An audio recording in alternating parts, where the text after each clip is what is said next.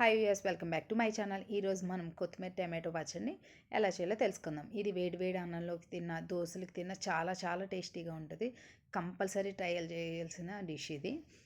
First గుండగా pan పెట్టుకుని ప్యాన్లో 2 spoons oil వేసుకుని ఒక హాఫ్ కప్ పల్లీలు, ఒక 10-12 పచ్చిమిర్చి, ఒక 4 ఎండుమిర్చి, ఒక రెమ్మ ఎల్లుల్లిపాయ రెమ్మలు ఒక 3-4 వేసుకుని బాగా ఫ్రై అవనివ్వాలి.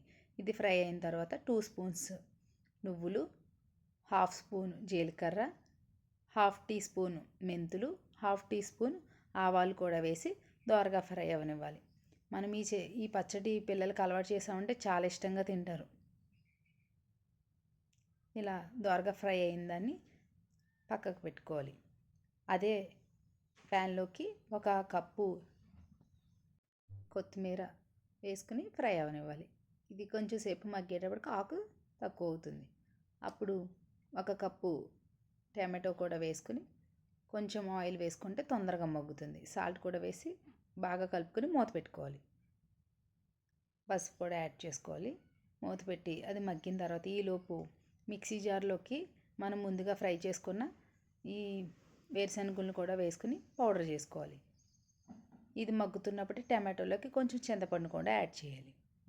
ఈ మిక్సీ పెట్టుకుని అందులోనే టమాటో, కొత్తిమీర కూడా చల్లారిన తర్వాత దాన్ని కూడా వేసుకొని మిక్సీ పట్టుకోవాలి. దీన్ని ఇలా మిక్సీ పట్టుకున్న దాన్ని డైరెక్ట్గా తినచ్చు, లేదంటే పోపు పెట్టుకుని కూడా తినచ్చు.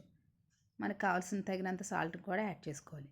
పోపు కోసం పోపు దినుసులు వేసుకుని దీనికి ఇంగువ వేసుకోవడం వల్ల మంచి టేస్ట్ వస్తుంది. ఇంగువ, కరివేపాకును కూడా యాడ్ చేసుకుని ఆల్రెడీ మిక్సీ పట్టుకున్న దాన్ని ఆయిల్లో వేసుకుని బాగా కలుపుకోవాలి. ఇది ఆప్షనల్ మాత్రమే, మన ఇష్టం ప్రకారం మనం పోపు పెట్టుకోవాలి, లేదంటే అక్కర్లేదు. అంతే, ఎంతో టేస్టీ అయిన కొత్తిమీర పచ్చడి రెడీ. ఒకసారి ఇది దోశలోకి, రైస్లోకి, ఎందులోకైనా సరే ఒకసారి ట్రై చేయండి. ఎంతో టేస్టీగా ఉంటుంది. Thank you. Please subscribe my channel.